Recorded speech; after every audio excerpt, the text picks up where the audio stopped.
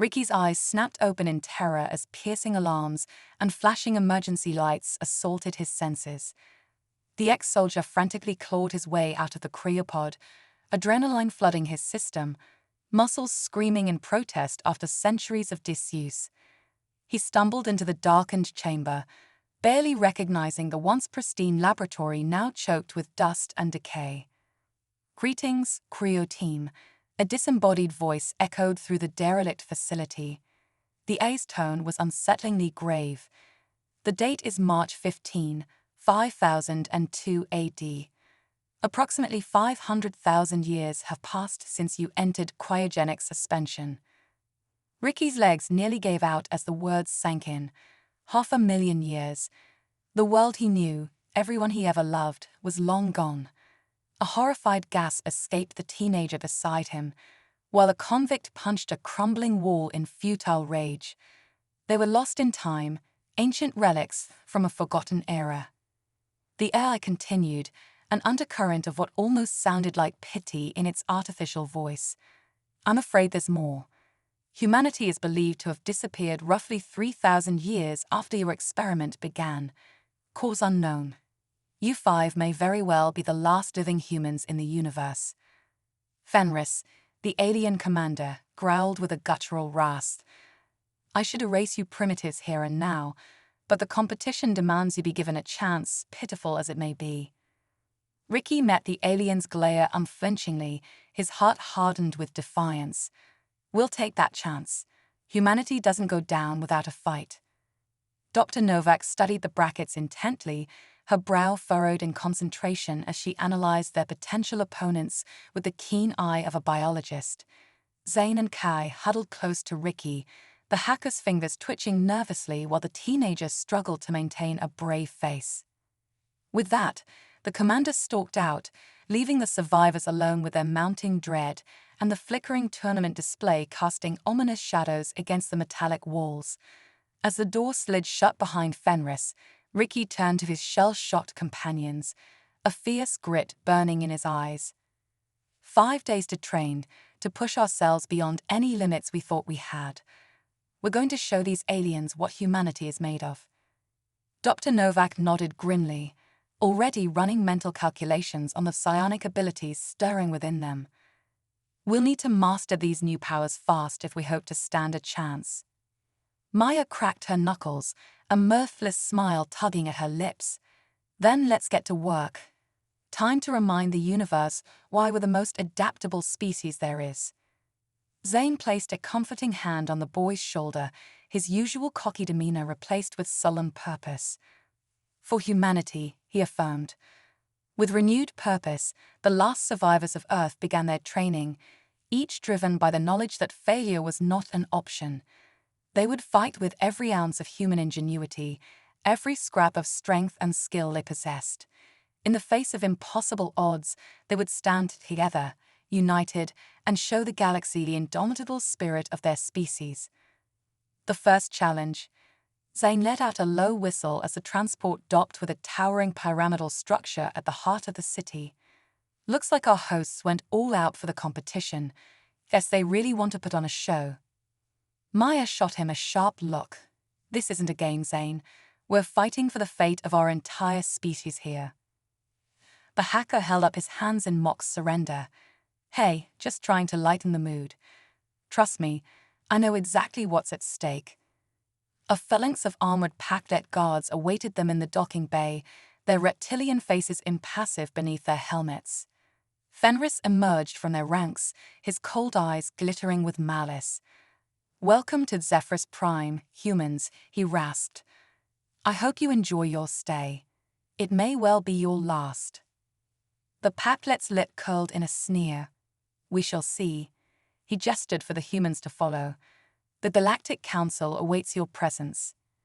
As they were marched through the twisting corridors of the alien structure, Ricky couldn't help but marvel at the strange beauty of their surroundings. Holographic displays flickered on every surface, showing scenes from past competitions, fierce battles between creatures of unimaginable power, mental duels that shattered minds, and feats of skill and strength that defied belief. Dr. Novak drank it all in with a scientist's keen eye, her fingers twitching as if longing to take notes. "The technology here is centuries beyond anything we had on Earth," she murmured. "If we could just get access to some of it." "Focus, Doc," Ricky said quietly. "One step at a time. First, we need to survive his council meeting." A ripple of shock and outrage swept through the assembled aliens. A spindly Voss delegate leaped to his feet, his face twisted in anger. "This is an insult," he screeched. "Humans have no place in the competition. They are primitives, relics of a failed species." "Silence," Zovak, the council leader, roared. "The decision has been made. The humans will compete, and they will be given the same chance as any other participant." A dizzying array of images and alien script flashed across the display.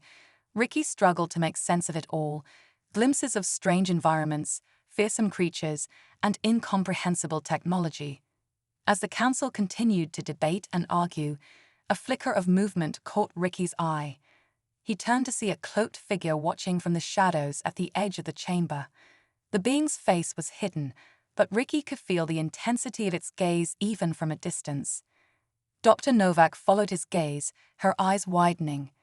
"That must be Narakel," she whispered. "I've heard rumors about her, a Packlet geneticist with a particular interest in human DNA." Ricky frowned. The idea of a Packlet scientist studying his species like lab rats made his skin crawl, but there was something else about Nora's presence that unsettled him, a sense of hidden agendas and secrets waiting to be uncovered. The battle begins. Finn Gresham, a Voss liaison, cheerfully introduced himself as their guide. "I'll be your liaison during your stay on Zephyrus Prime. My job is to make sure you don't get lost, eaten, or vaporized before the competition begins." Ricky eyed the alien warily. "And why would you want to help us?" Finn's grin widened. "Let's just say I have a soft spot for underdogs, and you humans, you're the ultimate long shot." He clapped his hands together. "Now let's get you settled into your quarters. You've got a big day tomorrow. Training, orientation, and maybe a few surprises along the way." As they followed Finn into the heart of the arena complex, Ricky couldn't shake the feeling that they were being watched, unseen eyes tracking their every move, hidden forces maneuvering behind the scenes.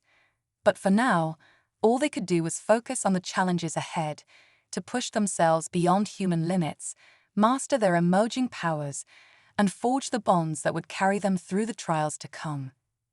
For they were the last of humanity, the final hope for a species on the brink of oblivion, and in the face of impossible odds, they would stand together and fight for the future they had been denied.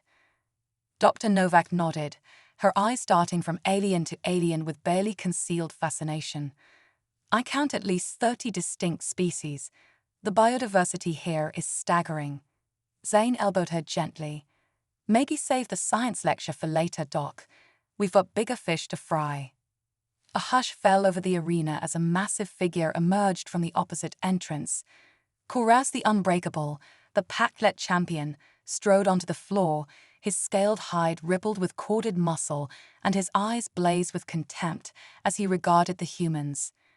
Zovak's next words sent a jolt of surprise through the human team. "For the first challenge, our competitors must construct and launch a fully operational spacecraft using only the industrial scraps provided. They will have precisely 3 standard hours to complete this task." "We can do this," Ricky said firmly, his mind already racing through possibilities. "Maya, you're on structural integrity. Zane, get ready to work your magic on any security systems. Doc, you and Kai focus on propulsion. See if you can use those psionic abilities to give us an edge."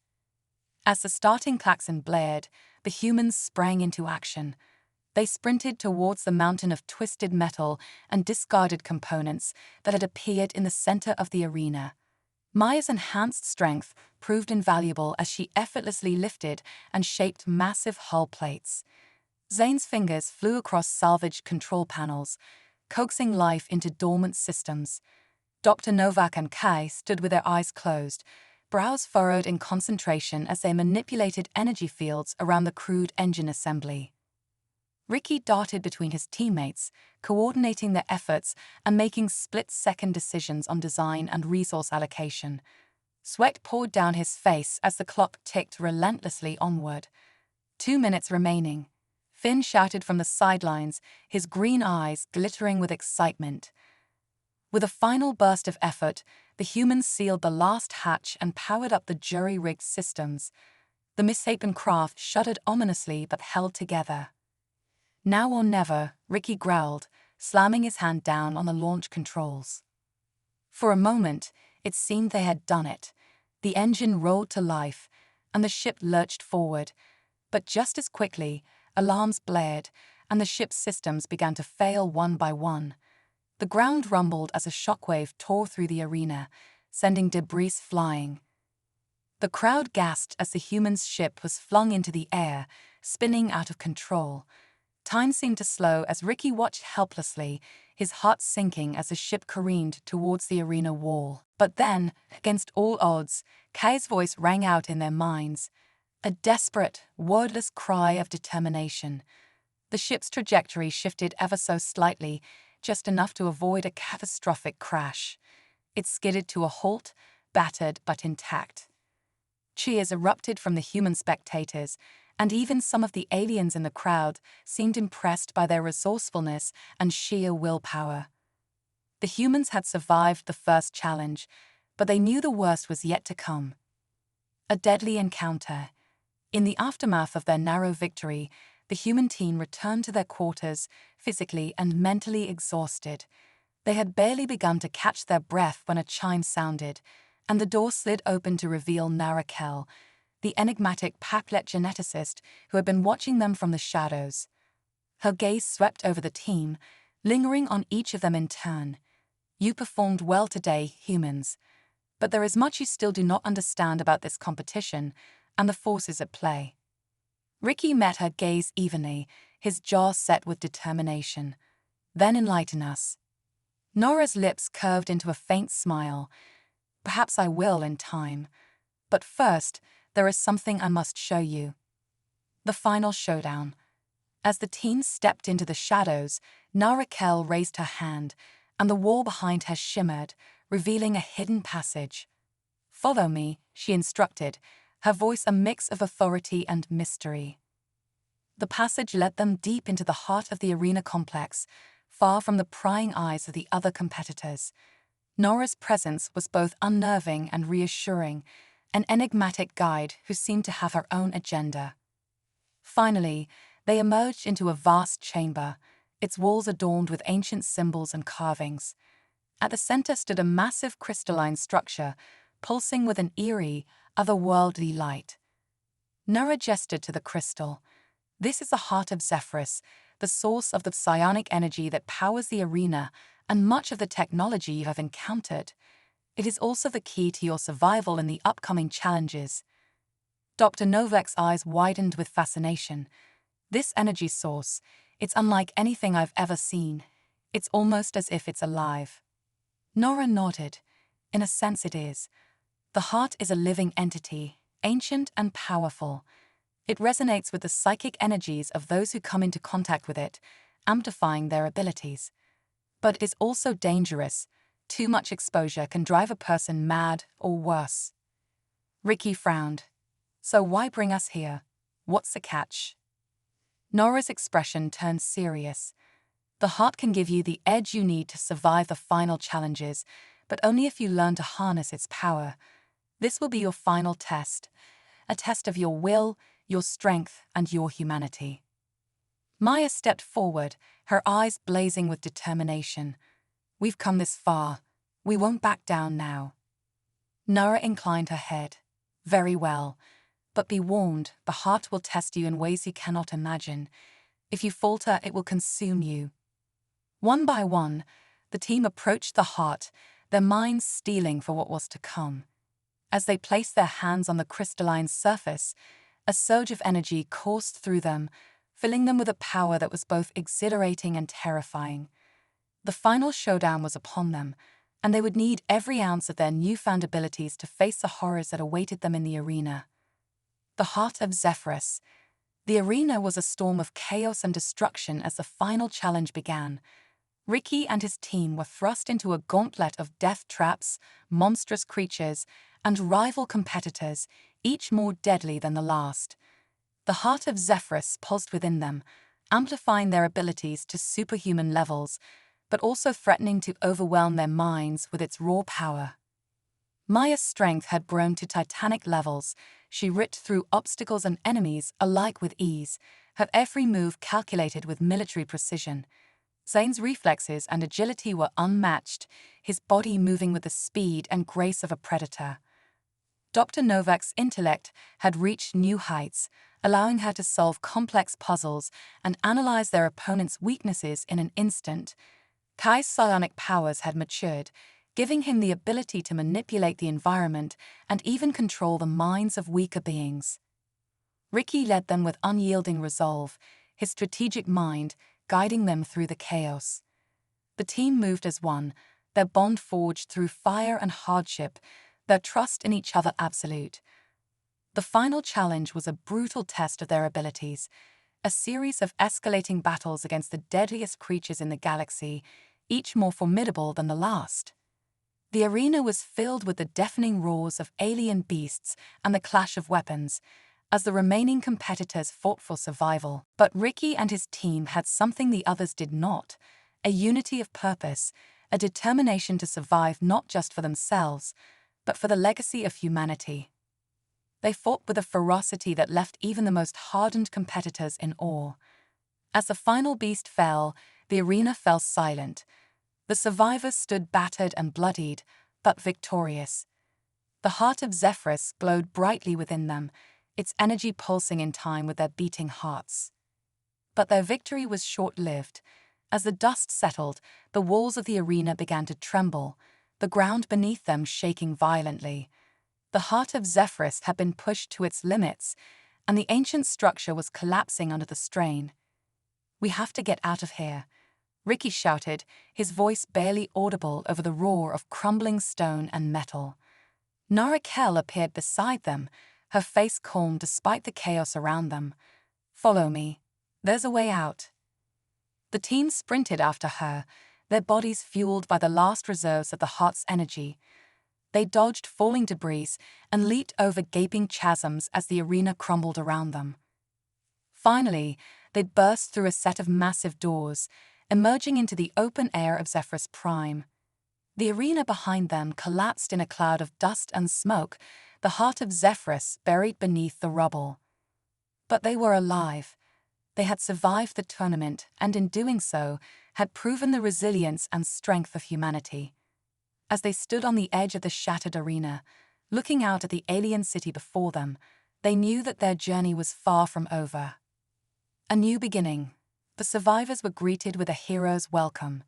The Galactic Council, impressed by their performance and resilience, offered them a place among the stars, a chance to rebuild and ensure the survival of their species. Ricky and his team accepted, knowing that their journey was only beginning. They had faced the impossible and emerged victorious. But the galaxy was vast and full of challenges. They would need to be stronger, smarter, and more united than ever before.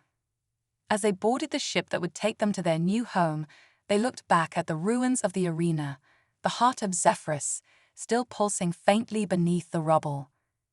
"We did it," Maya said softly, her voice filled with a mix of relief and determination.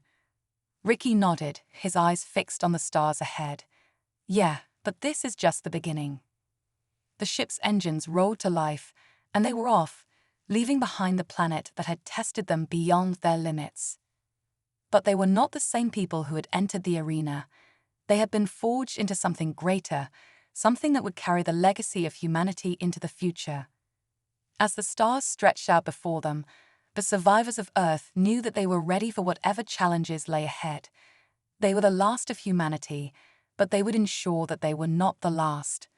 They would build a new future, a future where humanity would once again take its place among the stars. And so, with the heart of Zephyrus pulsing within them, they set out on a new journey, ready to face whatever the galaxy had in store for them. The long journey. The stars outside their ship shimmered with the promise of new beginnings, but Ricky knew that the journey ahead would be anything but easy. The Galactic Council's offer was generous: a new home, resources to rebuild, and allies among the stars. But it also came with responsibilities and dangers that humanity had never faced before. The ship, a sleek vessel named Odyssey, hummed with the energy of the heart of Zephyrus. It was a state-of-the-art craft, gifted by the Council, designed to traverse the farthest reaches of the galaxy. Its interior was spacious yet filled with advanced technology that even Dr. Novak was eager to explore. As the team settled into their new roles, Ricky called them together for a meeting in the ship's central command room. A large holographic display hovered in the middle, showing a map of the galaxy with their intended destination highlighted, a planet called Nova Terra, where they would establish humanity's new home. "We've been through a lot," Ricky began, looking at each of his teammates. "But this is just the start. Nova Terra is uncharted, wild, and possibly dangerous. We have no idea what we'll find there, but we also have a chance to build something new, something better." Maya, ever the soldier, nodded sharply. "We need to be prepared for anything. We'll set up a perimeter as soon as we land, establish security protocols, and scout the area." Zane leaned back in his chair, a mischievous grin on his face. "I'm looking forward to seeing what kind of creatures are out there. Let's hope they're friendly, or at least tasty." Dr. Novak adjusted her glasses, her mind already racing with possibilities. "We'll need to gather as much data as possible on the planet's ecosystem, atmospheric conditions, and potential resources.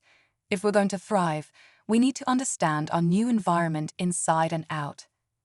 Kai, who had grown more confident in his abilities since their time in the arena, spoke up last. "I'll use my powers to help communicate with any indigenous life forms. We don't want to start off on the wrong foot with the locals, if there are any." Ricky nodded, satisfied with their plan. "Good, let's make sure we're ready. This isn't just about survival anymore, it's about building a future, for all of us." Arrival at Nova Terra. The journey to Nova Terra took several weeks, during which time the team honed their skills, prepared for the unknown, and adapted to their new roles. The ship became their home, a sanctuary of sorts, but also a reminder of the challenges they had yet to face. As they neared their destination, the ship's sensors picked up the first glimpses of the planet. Nova Terra was a lush, verdant world, teeming with life and covered in sprawling forests, towering mountains, and vast oceans. It was breathtakingly beautiful, a stark contrast to the barren, war-torn Earth they had left behind. The Odyssey descended through the atmosphere, its sleek hull cutting through the clouds. The team watched from the observation deck as the landscape unfolded below them, a patchwork of greens and blues, dotted with strange, alien structures that hinted at the planet's long history. The ship landed in a clearing surrounded by towering trees, their leaves shimmering with iridescent colors. The air was fresh and filled with the sounds of unknown creatures calling to each other in the distance. "Welcome to Nova Terra," Ricky said, stepping out onto the soft, mossy ground. The others followed, their eyes wide with wonder and caution. Maya immediately began setting up their perimeter, while Dr. Novak started analyzing the soil and plant life. Zane ventured out a bit farther, his keen senses on high alert for any signs of danger. Kai closed his eyes, reaching out with his mind to sense any nearby sentient life. They worked quickly and efficiently, each of them aware of the need to establish a foothold before nightfall. The sun, a pale blue orb in the sky, was already beginning to dip toward the horizon, casting long shadows across the clearing. As the first day on Nova Terra came to a close, the team gathered around a small fire, the warmth a comfort against the cool evening air. They shared their findings. Maya had scouted the area and found no immediate threats. Dr. Novak had discovered several plants with potential medicinal properties, and Zane had caught sight of a large, mysterious creature at the edge of the forest, though it had quickly disappeared. Kai, however, remained quiet, his brow furrowed in concentration. When Ricky asked him what he had sensed, he hesitated before answering. "There's something out there," he said slowly. "Something old and powerful. It's watching us." The team exchanged uneasy glances, the flickering firelight casting eerie shadows on their faces. "Whatever it is, we'll deal with it," Ricky said firmly, trying to dispel the tension. "We faced worse, and we're still here. We'll be fine." But as they settled in for the night, each of them couldn't shake the feeling that Nova Terra held more secrets than they had anticipated, and that their new home was far from the paradise it seemed. Unveiling the secrets of Nova Terra. The following days on Nova Terra were a flurry of activity. The team established their base, setting up advanced scanning equipment, communication arrays, and defense systems. They explored the surrounding area, cataloging the planet's flora and fauna, and preparing for the inevitable challenges that would come with colonizing an alien world. Despite their progress, there was a lingering sense of unease. Kai's warning about the old and powerful presence weighed heavily on their minds. As they delved deeper into the planet's mysteries, the feeling that they were being watched persisted, growing stronger with each passing day. One afternoon, while Ricky and Zane were out scouting, they stumbled upon something that took their breath away. A massive structure, half buried in the earth, covered in vines and moss. It was ancient, made of a material unlike anything they had seen before, with intricate carvings and symbols that glowed faintly with an eerie light. "What do you think this is?" Zane asked, his voice hushed with awe as he ran his hand over the smooth surface of the structure. "I don't know," Ricky replied, equally mesmerized. "But it's not natural. Someone, or something, built this." They called the rest of the team to the site. Dr. Novak was especially excited, her scientific curiosity piqued. She immediately began analyzing the material, taking samples, and scanning the structure with various instruments. "This is incredible," she said, her eyes gleaming. "This structure is thousands, maybe even millions of years old. The material it's made of, it's unlike anything in our database. This could be a relic from an ancient civilization." As they explored the area around the structure, they found more evidence of an advanced but long-lost civilization, ruined buildings, strange artifacts, and even what appeared to be remnants of a long-forgotten language. Kai, who had been quiet during the exploration, suddenly froze, his eyes widening in alarm. "Something's coming," he whispered, his voice barely audible. "Something big." Before anyone could react, the ground beneath their feet began to tremble. The air grew thick with an electric charge, and the sky darkened as a low, rumbling sound echoed through the forest. The team barely had time to prepare before the creature appeared, a massive, towering being, its body shimmering with an ethereal light. It was unlike anything they had ever seen, with multiple limbs and a face that seemed to shift and change, never settling on one form. The creature let out a deafening roar, shaking the very earth and causing the ancient structure to glow even brighter. It moved with terrifying speed, its eyes, if they could be called that, fixated on the team. Maya and Zane sprang into action, their training kicking in. Maya fired a volley of energy blasts at the creature, but the beams seemed to pass right through it, leaving it unharmed. Zane tried to distract it, using his agility to dart around and draw its attention away from the others. But the creature was relentless. It swiped at Zane with one of its massive limbs, sending him crashing into a tree with a sickening thud.